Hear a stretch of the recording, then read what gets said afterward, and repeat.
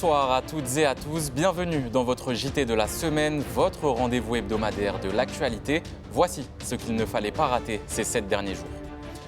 On ouvre ce journal avec la mobilisation contre le VIH. Lundi, c'était la journée mondiale contre le sida et un chiffre inquiétant, plus 41% de jeunes contaminés entre 2014 et 2023 en France. En Martinique, Action Sida a choisi de cibler directement les lycéens. Sensibilisation, prévention et échange au lycée Schellcher. Objectif, toucher tôt pour mieux prévenir. Un reportage de Louis Sabas.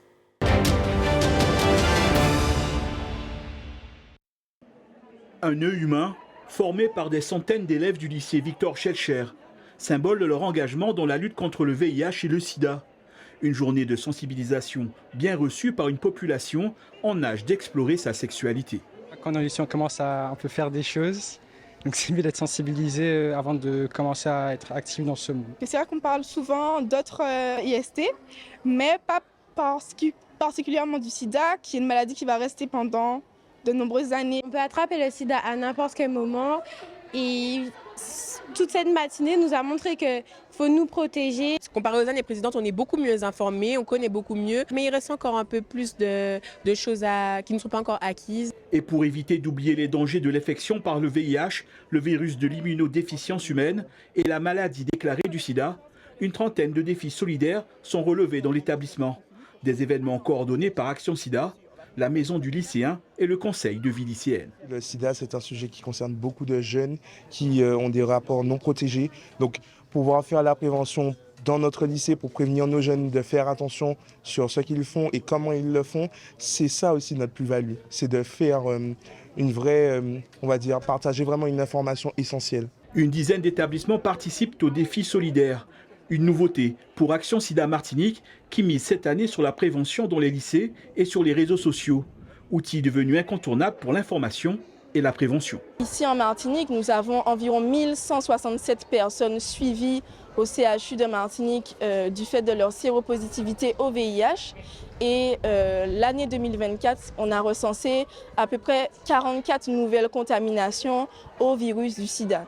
Donc on a utiliser le biais des réseaux sociaux pour pouvoir non seulement toucher un maximum de personnes, puisqu'on sait aujourd'hui que les réseaux sociaux sont utilisés massivement partout à travers le monde, mais là on pourra effectivement toucher vraiment les jeunes. Si les chiffres de la contamination sont en baisse par rapport à l'an dernier, la prévention continue en Martinique. Ces lycéens sont maintenant eux aussi ambassadeurs dans la lutte contre le sida. La saison cyclonique 2025 s'est achevée il y a une semaine. Une activité finalement moins forte que les prévisions annoncées durant les grandes vacances. Mais plusieurs phénomènes intenses ont été constatés. Et cette saison est tout de même restée majeure comparée aux 30 dernières années. Le point avec Sandrine Claude. La saison cyclonique 2025 s'achève officiellement dans l'océan Atlantique. Si les prévisions publiées en août dernier annonçaient une saison très active, au final, la période aura été marquée par 13 tempêtes tropicales, dont 5 ouragans. Parmi eux, 4 ont atteint le stade d'ouragan majeur et 3 ont culminé en catégorie maximale, 5. Des chiffres inférieurs aux projections. Une saison qui aurait pu être qualifiée de modérée si l'ouragan Mélissa de catégorie 5 n'était pas venu jouer les troubles faits. C'est l'un des plus puissants recensés à ce jour dans l'Atlantique. Cette année, on a véritablement eu des phénomènes très intenses parce que même si en nombre total de phénomènes, il a été plus faible que les 30 dernières années, en nombre d'ouragans et d'ouragans majeurs, on a quand même eu 4 ouragans majeurs sur le bassin, dont Mélissa qui a été particulièrement intense. Et ça fait depuis 1995 qu'on n'avait pas eu un nombre aussi élevé d'ouragans majeurs. Il suffit d'un seul phénomène qui traverse un territoire d'une manière dévastatrice pour se rappeler d'une saison catastrophique comme parfois on a pu connaître sur nos territoires français dans les années précédentes. L'année 2025 aura eu pour singularité 2 longues périodes de calme. D'abord 28 jours sans le moindre phénomène entre juillet et août, puis 22 jours entre fin août et mi-septembre. Il avait été prévu qu'on ait une saison marquée par l'absence de El Niño, ça a été le cas, qu'il y a eu moins de cisaillement, ça a été le cas, mais il n'a pas été prévu qu'il y ait autant de sable qui dure aussi longtemps dans le bassin atlantique, et ceci a perturbé beaucoup l'activité cyclonique. Lors du pic du 8 septembre, il n'y avait rien, parce qu'il y avait une période de sable qui a tué toute onde tropicale qui sortait d'Afrique. La première leçon à tirer de cette saison est que nous avons fait beaucoup de progrès en matière de prévision, de prédictibilité de l'activité cyclonique. On a eu une saison un petit peu moins active que ce qui avait été annoncé, tout simplement parce qu'il y a des paramètres qui ne sont pas encore bien intégrés dans le fonctionnement des modèles numériques et des modèles de prévision globaux pour la saison. Entre activités moins importantes que prévues, poussière de sable paralysante et ouragans cataclysmiques, la saison 2025, qui vient de s'achever, illustre toute la complexité croissante de la prévision cyclonique. Strass, paillettes et grands sourires au casino de Schellcher dimanche dernier. Les trophées Énergie Antilles ont réuni artistes, musiciens et créateurs de contenu dans leur plus belle tenue pour célébrer ceux qui ont marqué l'année. Une soirée pleine d'énergie et de performance à retrouver dans son intégralité sur ATV et dans ce reportage de Dorian Cayuela. Outfit affûté, bijoux scintillants et véritable tapis rouge, tout était réuni pour une soirée qui avait des airs de grand cinéma. Chanteurs, DJ et influenceurs s'étaient donné rendez-vous, chacun rêvant de décrocher son sésame de l'année. Des figures installées depuis plus de 20 ans comme des jeunes talents en pleine ascension, tous avaient rendez-vous sous les projecteurs. Ça nous permet à nous les artistes de passer un peu de temps ensemble, de se rencontrer parfois aussi. Ça donne envie aux autres de continuer, de faire mieux année après année, puisque je crois que la musique et l'art a une place omniprésente dans la vie des Antillais, des Guyanais et du monde entier en vérité. Ça fait super plaisir. Après, aucun artiste n'est vraiment artiste sans le public. C'est qu'on a réussi à trouver un peu la recette pour que les jeunes générations continuent à check les sons, continuent à follow. Les trophées Énergie Antilles ont permis aux artistes francophones de la Caraïbe de se rassembler. Parmi les distinctions, celle du plus gros buzz de l'année a particulièrement marqué les esprits. Un titre devenu incontournable, aussi bien sur les réseaux qu'au cœur du carnaval. Une reconnaissance qui confirme son statut de véritable phénomène populaire. Franchement, que ce soit pour Up and Down, l'histoire plate avec Chris, franchement, c'est des projets qui ont été faits vraiment avec le cœur, avec le feeling. Donc, ce n'est pas des stratégies comme l'industrie de la musique demande, parce que j'en ai dit pendant de toute façon. Donc, avec mon compagnon Skunk, on a travaillé, on a fait les prods à deux. On était dans les connus, dans le dembo, on n'avait jamais fait. Et au final, ça a donné ça. Donc, ça veut dire que la musique doit être faite avec le cœur, sans pression. Je pense que c'est ça la clé, en fait. Une première édition en présence des artistes qui confirment avec éclat qu'ils savent faire briller leur art et pas que dans la Caraïbe. Mardi, une centaine de Martiniquais se sont rassemblés à la maison des syndicats. Un appel national en réaction aux discussions sur le budget 2026 et le projet de loi de sécurité sociale. La mobilisation a notamment été relayée localement par la CGTM. Sandrine Claude y était.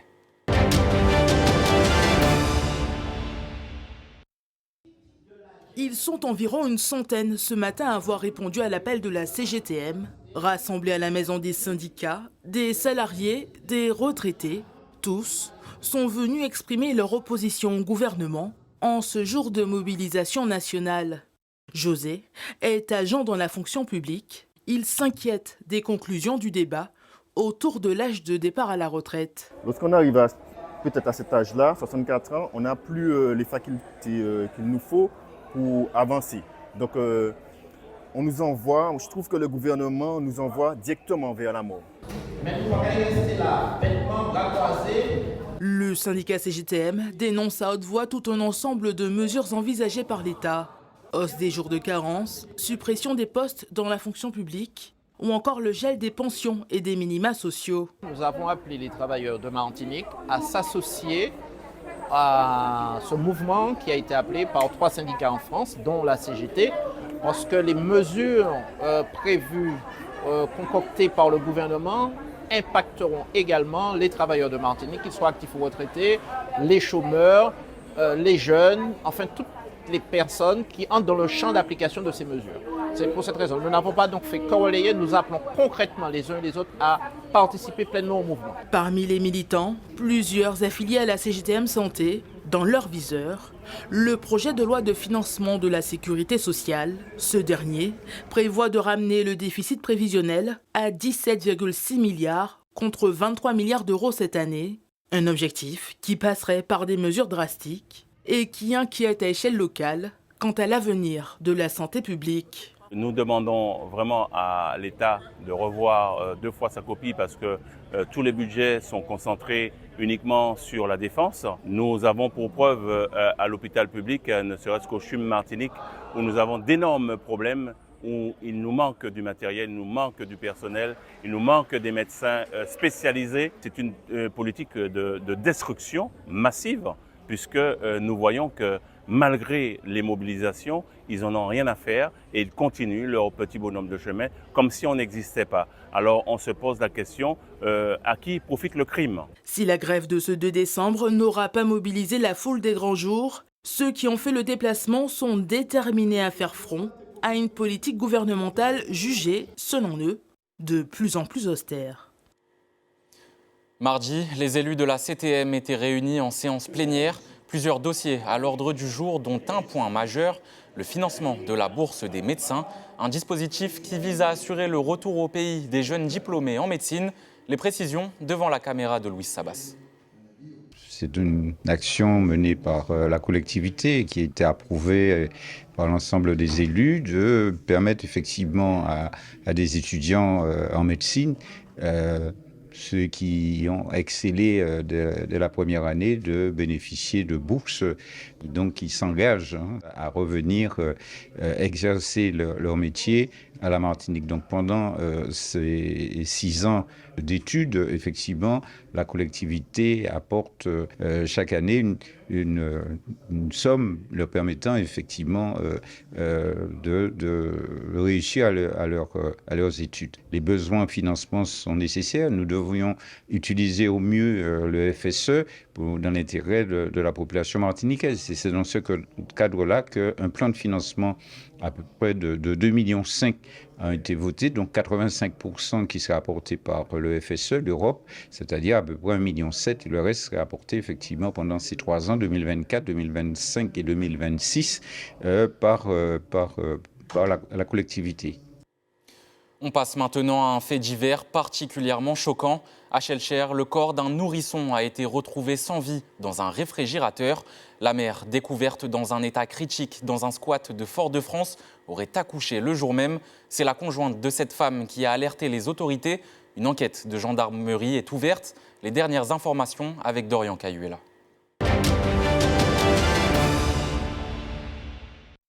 C'est juste derrière moi, route de la Démarche, où l'affaire a pris une tournure glaçante. Une femme d'une 40aine d'années aux addictions multiples a accouché prématurément, seule, d'un bébé de 5 mois, à son domicile.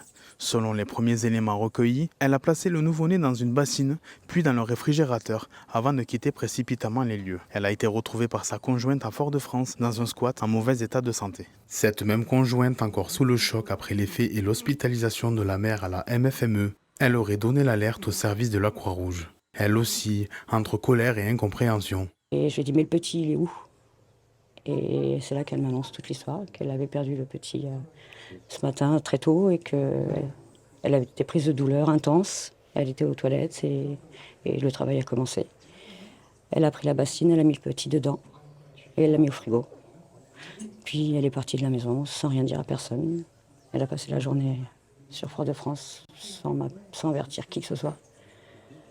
Et moi j'étais à la maison sans même me rendre compte que le petit était dans mon frigo. Elle m'a dit qu'elle ne comprenait pas ce qui s'était passé et qu'il fallait trouver une petite boîte pour l'enterrer. D'après elle, la mère suspectée d'infanticide aurait manifesté un refus de cet enfant, aurait augmenté sa consommation de drogue et d'alcool plus que d'habitude. Quelques heures avant la macabre découverte, les premiers signaux étaient négatifs.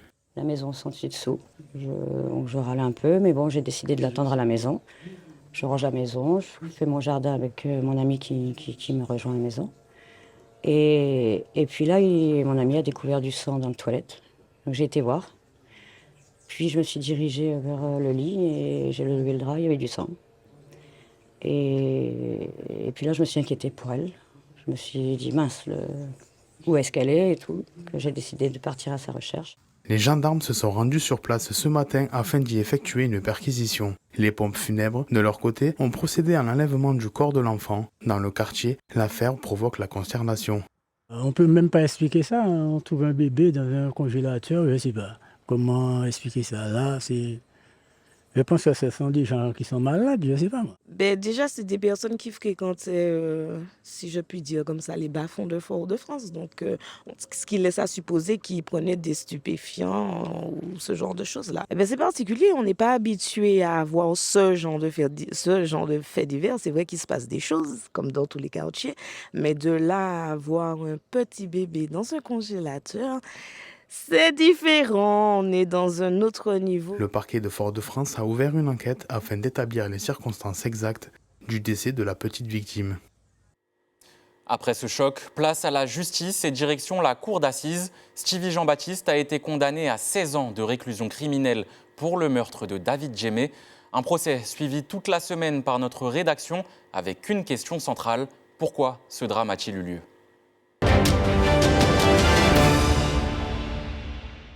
Nous sommes au palais de justice de Fort-de-France et la cour d'assises a tranché. Stevie Jean-Baptiste est reconnu coupable et condamné à 16 ans de réclusion criminelle pour le meurtre de David Djemé. Un verdict rendu après des réquisitions fermes et une dernière prise de parole de l'accusé qui dit regretter son geste. Retour sur cette dernière journée d'audience. C'est au terme de 2h30 de délibération que la cour d'assises a rendu son verdict. Stevie Jean-Baptiste est reconnu coupable du meurtre de David Djemé, touché par balle et mort en janvier 2022. La peine tombe, 16 ans de réclusion criminelle, une interdiction de détenir une arme pendant 15 ans, 10 ans d'inéligibilité et l'inscription au fichier national des armes. Les 3 ans et demi déjà passés en détention seront déduits, un verdict légèrement en dessous des réquisitions. Un peu plus tôt, l'avocat général avait demandé 18 ans de prison. Il a rappelé la valeur sacrée de la vie et dénonce la banalisation des armes en Martinique. Pour lui, aucune explication ne justifie qu'on ôte la vie à un père de famille de 27 ans. En face, la défense a plaidé la peur. Maître Max Bellemare a décrit un jeune homme sans antécédents, au comportement exemplaire en détention, pris dans une soirée qui dégénère. Selon lui, Stevie Jean-Baptiste a tiré dans un moment de panique, convaincu que David Djemé allait revenir armé. Il a demandé au jury de ne pas enterrer son client pendant 18 ans. Avant de se retirer, l'accusé a tenu à s'excuser. Une courte déclaration adressée à la famille de la victime, présente depuis le premier jour. Il dit regretter son geste et reconnaît, je cite, avoir fait une grosse bêtise. La cour, elle, retient la gravité des faits, mais aussi le contexte de la soirée et son attitude depuis l'ouverture du procès. Stevie Jean-Baptiste dispose désormais de 10 jours pour faire appel. Jeudi, cap sur la mer et une interdiction qui se poursuit. Pour la 3e année consécutive, la pêche aux oursins blancs est interdite en Martinique. Les affaires maritimes confirment l'arrêt face à des ressources jugées critiques et à la pénurie constatée. Il faudra attendre de nouvelles études scientifiques avant de pouvoir déguster ce mets apprécié pendant les fêtes. Le point avec Dorian Cayuela. Que ce soit en Blaf, à La Tête ou en Accra, l'oursin fait partie de nos gourmandises de fin d'année depuis des générations. Mais depuis 3 ans, ce délicieux fruit de mer est devenu inaccessible en raison de l'interdiction qui pèse sur sa pêche. Les pilleurs, les gens qui respectent pas la loi, et puis il y a les sargasses alentour des côtes qui lâchent des trucs toxiques et les oursins ne peuvent pas s'accrocher et puis peuvent résister à la chaleur et puis le climat. Avant, c'était pas comme ça, mais le dérèglement climatique, les oursins, on ne voit plus. Je retourne ça en arrière dans ma tête, je fais le film, je dis, eh bien avant, on a bien profité dans la jeunesse. Il y a des gens qui n'ont pas profité, qui ne connaissent pas ça. Moi, j'ai profité à fond. J'ai mangé des oursins en toutes sortes dans ma vie. Cette fermeture crée une nouvelle pénurie pour les établissements spécialisés dans les produits de la mer. Pour les restaurateurs à Sainte-Luce, l'absence d'oursins se fait particulièrement sentir, entraînant une perte de revenus et de clients, surtout en basse saison. Vous savez que le mois de novembre, c'est un mois extrêmement calme pour nous, puisque la saison touristique n'a pas tout à fait commencé. Donc, c'est un gros manque à gagner, ne pas avoir ces oursins, et ainsi que pour les clients, parce que les clients étaient friands de ce produit. Ils sont friands de ce caviar des Antilles. Donc, ils étaient un petit peu, peut-être pas mécontents, mais déçus. À l'avenir, une prospection devrait être faite pour envisager une réouverture ou pas. Par la suite, sûrement une étude scientifique se fera pour comprendre la problématique. Une déception qui se fait ressentir du côté des marins-pêcheurs, car cette interdiction vient aussi entraver leurs revenus de fin d'année. Je ne suis pas d'accord pour fermer les oursins tous les 3 ans, parce que c'est ça qui nous paye les charges. Oui, nos familles, tout ça, ça nous aide beaucoup. 3 ans, c'est pas terrible. Oui, pour nous, pour le pêcheur. Les clients n'est pas très contents. Hein. Oui, chaque fois, il y a une déception pour les clients. À chaque fois, ils nous donnent des oursins, ils savent que c'est cette période, ça va ouvrir. On a dit dommage, c'est fermé pour 3 ans. À la fin de l'année, si ça coûte 80 €, tout le monde fait son achat, oui. Une interdiction qui laisse un vide, tant dans les assiettes que dans les filets. Une situation qui pourrait durablement affecter l'économie locale.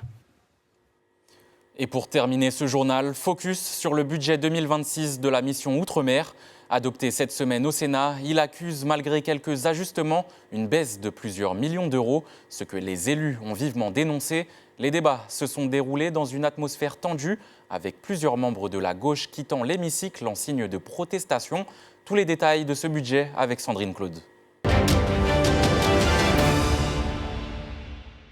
Nous allons retirer tous nos amendements et nous partirons et nous laisserons la majorité sénatoriale décider. C'est dans une ambiance presque électrique que le budget de la mission Outre-mer 2026 a été voté au Sénat.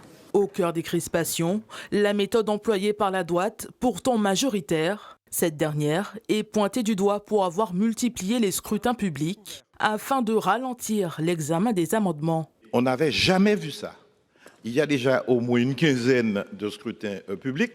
Autrement dit, si on va très loin, et c'est une sorte de spécificité du Sénat, une seule personne peut battre tous les présidents qui sont là, qui ont fait l'effort de travailler. Je respecte les rapports de force en politique.